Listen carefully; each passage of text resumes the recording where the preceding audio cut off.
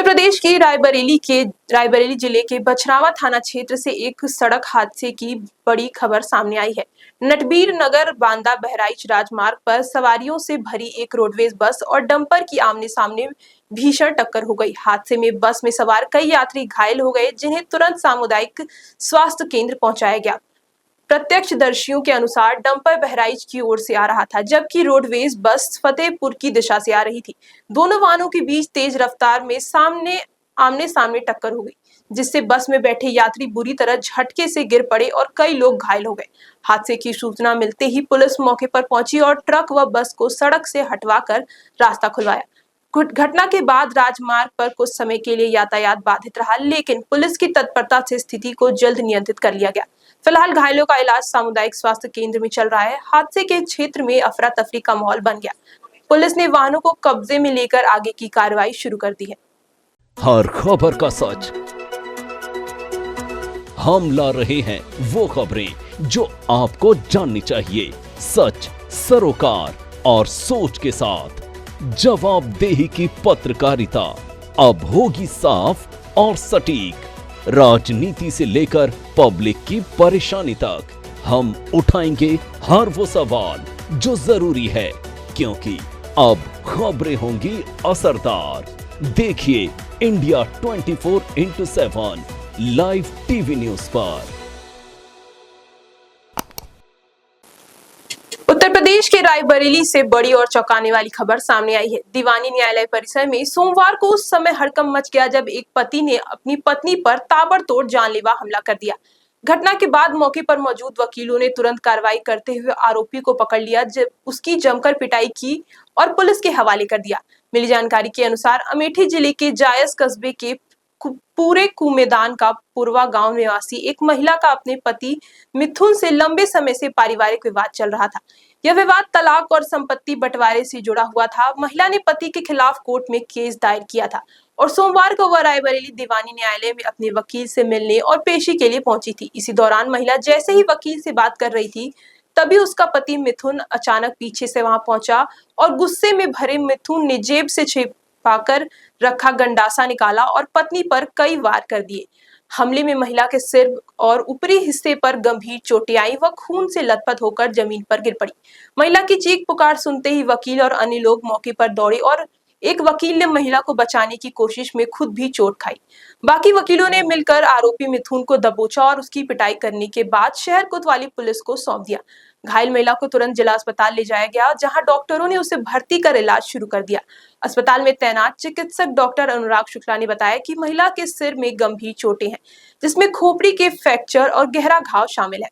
उन्होंने कहा कि समय पर इलाज मिलने से महिला की जान बचने की संभावना है। इस वारदात ने रायबरेली न्यायालय परिसर की सुरक्षा व्यवस्था पर गंभीर सवाल खड़े कर दिए हैं। अदालत में हथियार कैसे पहुंचा, इसको लेकर जांच की मांग उठने लगी। फिलहाल पुलिस ने आरोपी को गिरफ्तार कर लिया है और मामले की जांच में जुट गई है।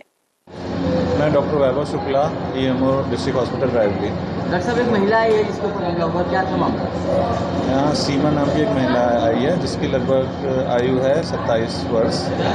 इसको सर पे चोट लगी हुई है। जो बयान मिले हैं अभी तक, उसके हिसाब से शायद पति ने मारा है।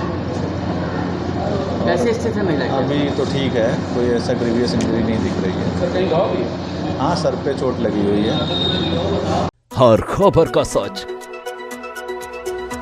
हम ला रहे हैं वो खबरें जो आपको जाननी चाहिए, सच, सरोकार और सोच के साथ।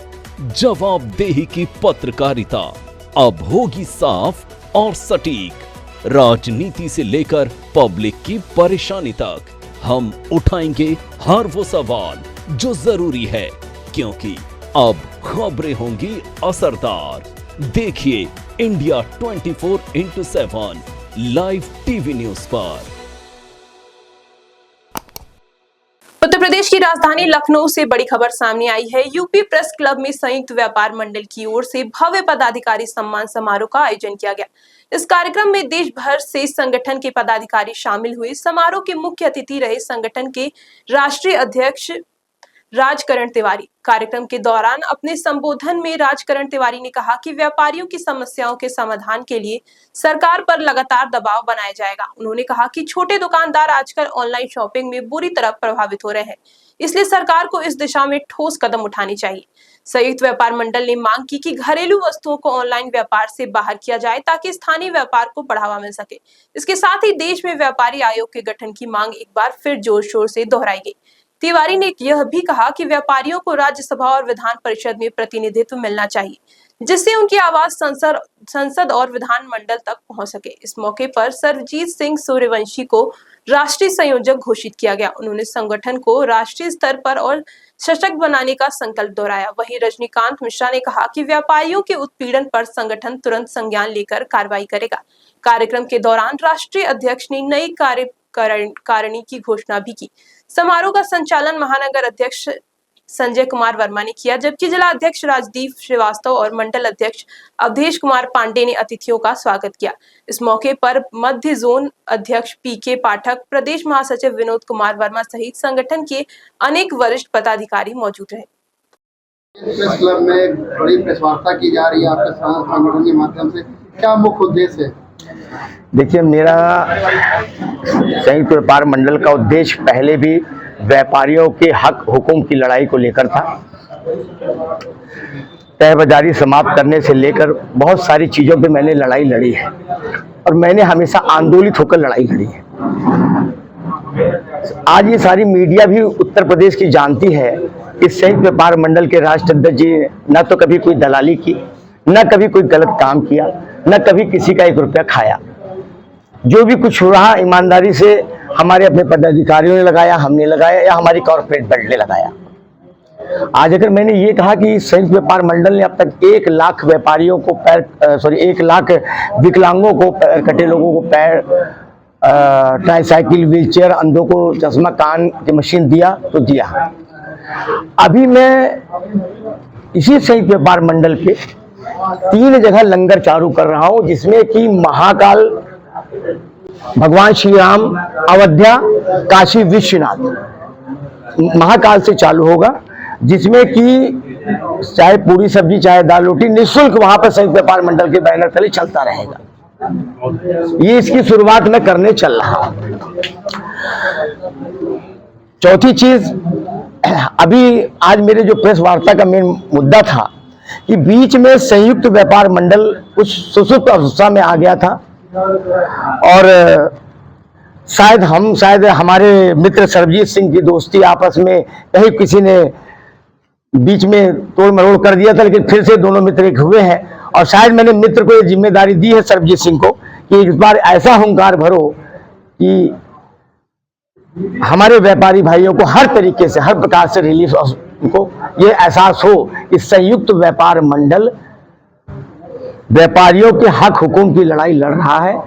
और मेरा ये कहना है कि व्यापारिक आयोग का गठन, इसकी मांग में मैंने 12 साल पहले भी आंदोलित किया। कई स्टेटों में व्यापारिक आयोग बनाया गया, लेकिन मांग ये है कि उसमें चेयरमैन सरकार का नहीं चाहिए, उसमें हम व्यापारी भाइयों में से ही चुनाव करो और व्यापारी भाई को बैठा लो, क्योंकि व्यापारियों की समस्या को व्यापारी अच्छी तरीके से समझ सकता है। इसलिए व्यापारिक आयोग का जो चेयरमैन बने वो हमारा व्यापारी बने।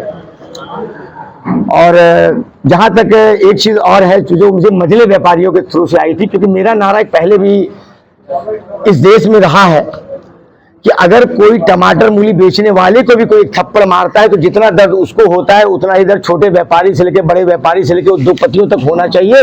तब कहीं ये व्यापारी आंदोलन का एक सिस्टम दिखेगा सरकार को।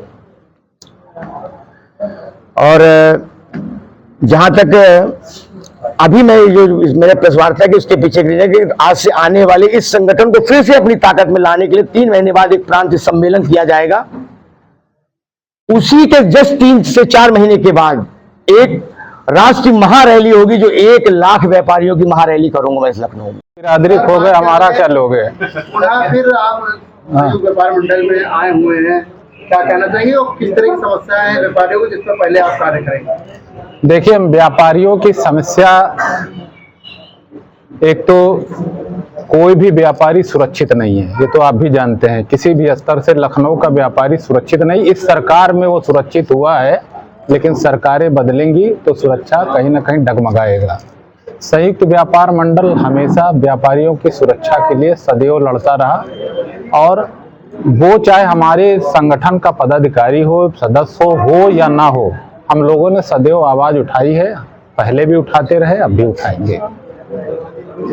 बात कर लें, बड़ा महानगर है, अभी तक कितने व्यापारी आपके साथ यहाँ पर जुड़े हुए हैं? सर अगर लखनऊ की बात कर ले तो उसके लिए ऑलरेडी अभी उन्होंने शायद हमारे प्रदेश अध्यक्ष जी ने और राष्ट्र सहयोगी जी ने बताया कि लखनऊ जिला अध्यक्ष से लेके महानगर मंडल से लेके अब प्रभाग तक यानी उसका काम शुरू हो चुका है। तो अभी एक बार जैसे क्या हमने क्या कहा ना कि एक बार पूरी ताकत से पूरा मूवमेंट हुआ, यानी 2011 में जब महारैली यहाँ पे हुई 50,000 लोग उसमें उतरे, लेकिन अब की मैं उसको डबल ताकत से 1 लाख व्यापारी के साथ उतारूंगा। और ये अलाइन इंटेलिजेंस IB की रिपोर्ट है बराबर 4 बाग की। ऐसा कोई यहाँ कथनियों करने में कोई अंतर नहीं है, कोई अतिशयोक्त नहीं है। हाँ ये जरूर है कि व्यापारी भाई लोगों का दबाव मेरे ऊपर है कि अगर राजकरण जी सरकार अब हमारी बातें आगे अगर पूरा ध्यान से नहीं सुनेगी तो हम लोग अपनी राजनीतिक पार्टी का मूवमेंट कर देंगे। और भी संगठन है, आपका संगठन कैसे उन लोगों से अलग है? और भी व्यापारी संगठन है, आपसे मिले जुले नाम के भी संगठन है संयुक्त नाम से, उसको किस तरह देखते हैं? नहीं, संयुक्त व्यापार मंडल से ही निकले हुए जो संगठन है वही सब संयुक्त व्यापार मंडल ही है, लेकिन संयुक्त व्यापार मंडल से कोई अलग नहीं है, क्योंकि उनका राष्ट्रीय अध्यक्ष राजकरण तिवारी न पहले गलत था, आज गलत है, न कल चोर था, न आज चोर है। उनकी समर्पण भावना हमारे से है और हमारा भी उनसे कोई झगड़ा नहीं है। संगठन को लेके सिस्टम वो खाली बात वो चीज है, लेकिन जब समय आएगा तो सब मेरे बैनर तले आज भी मुझसे बात कर रहे हैं और खड़े होंगे। हर खबर का सच हम ला रहे हैं वो खबरें जो आपको जाननी चाहिए, सच, सरोकार और सोच के साथ। जवाबदेही की पत्रकारिता अब होगी साफ और सटीक। राजनीति से लेकर पब्लिक की परेशानी तक हम उठाएंगे हर वो सवाल जो जरूरी है, क्योंकि अब खबरें होंगी असरदार। देखिए इंडिया 24/7 लाइव टीवी न्यूज पर। उत्तर प्रदेश के चित्रकूट में शरदोत्सव कार्यक्रम की धूमधाम से शुरुआत हो गई है। यह भव्य आयोजन नानाजी देशमुख की स्मृति में किया जा रहा है। कार्यक्रम का आयोजन डॉक्टर दीनदयाल शोध संस्थान में हो रहा है, जहां पारंपरिक संस्कृति और लोक कलाओं की झलक देखने को मिलेगी। शरदोत्सव के दौरान सांस्कृतिक प्रस्तुतियों, लोक नृत्य और कई विशेष कार्यक्रम का आयोजन किया जा रहा है, जिसमें बड़ी संख्या में स्थानीय लोग और विभिन्न राज्यों से आए कलाकार भाग ले रहे हैं। यह आयोजन 6, 7, 8 अक्टूबर तक चलेगा और तीनों ही दिन उत्तर प्रदेश के चित्रकूट में कला, संस्कृति और परंपरा का अनोखा उत्सव देखने को मिलेगा। उत्तर प्रदेश की राजधानी लखनऊ से एक अच्छी खबर सामने आई है। वाजिद अली शाह जू में इस बार बच्चों के लिए नए और आकर्षक झूले लगाए गए हैं, जिनका उत्तर प्रदेश के वन मंत्री अरुण सक्सेना ने किया। बच्चों के मनोरंजन को ध्यान में रखते हुए इस बार झूलों को बिल्कुल नए अंदाज में तैयार किया गया है, ताकि परिवारों को चिड़ियाघर में एक बेहतर अनुभव मिल सके। इसके साथ ही जू में एडॉप्ट एनिमल योजना के तहत जानवरों को गोद लेकर उनके पालन पोषण की जिम्मेदारी उठाने वाले लोगों को सम्मानित किया गया। इस कार्यक्रम में जू के मुख्य सलाहकार अवनीश अवस्थी और प्रसिद्ध लोक गायिका मालिनी अवस्थी सहित कई अन्य लोगों को विशेष सम्मान प्रदान किया गया। वहीं बहराइच में भेड़िए के आतंक को लेकर वन मंत्री अरुण सक्सेना ने जानकारी दी कि इलाके में करीब 2 से 3 भेड़ियों की मौजूदगी की आशंका जताई जा रही है और वन विभाग की टीम उन्हें जल्द पकड़ने की कार्रवाई में जुटी है। वन सप्ताह के अंतर्गत आज ये कार्यक्रम आयोजित हो रहा है। यहाँ पर झूले भी लगाए गए हैं यहाँ पर, और अभी भी हमें कुछ चीज़ों का और उद्घाटन करना है ताकि जो लोग यहाँ पर आए उनको अच्छा लगे। बच्चे खास तौर से आए तो उनको और अच्छा लगे। यहाँ पे एक टाइगर पिछले जो वेस्ट मटेरियल होता है उससे बनाया गया है। यहाँ पर बहुत ही अच्छा एक फोटो पॉइंट बनाया गया है ताकि लोग अपना फोटो खींच सकें। और वहाँ पर जू के अंदर टाइगर भी है, पुराना पेड़ भी है और अन्य एनिमल्स भी हैं।